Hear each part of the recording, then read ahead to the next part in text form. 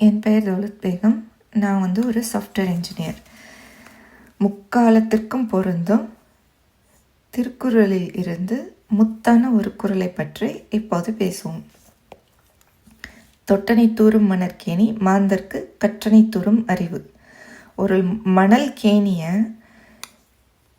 தோண்ட தோண்ட அதன் நீரளவு பெருகுவதைப் போல ஒரு மனிதன் தொடர்ந்து கற்க கற்க அவனது அறிவு மென்மேலும் பெருகும். இதுதான் இந்த குறளுக்கான பொருள். இந்த தொடர்ந்து கற்றல், அதாவது பள்ளியில் படிப்பறிவு, எண்ணறிவு, எழுத்தறிவு கற்றுக்கிட்டோம். அப்புறம் இப்போ நிறைய விஷயங்களை பார்த்து கற்றுக்கிறோம், கேட்டு கற்றுக்கிறோம், செய்து கற்றுக்கிறோம், சமுதாய நிகழ்வுகளிலிருந்து கற்றுக்கிறோம், நம்முடைய செயல்களில் இருந்து கூட சிந்தித்து கற்றுக்கொள்கிறோம், இயற்கையிலிருந்து கற்றுக்கிறோம்.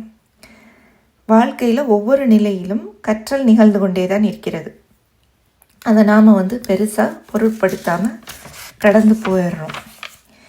இந்த தொடர்ந்து நிகழும் பல கற்றல்களை நம்ம எப்படி பர்பஸ்ஃபுல் லேர்னிங்காக மாற்றி வாழ்க்கையில் ஜெயிக்கிறது.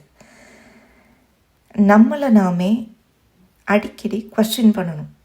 இந்த பர்பஸ்ஃபுல் லேர்னிங் பண்ணுறதுக்கு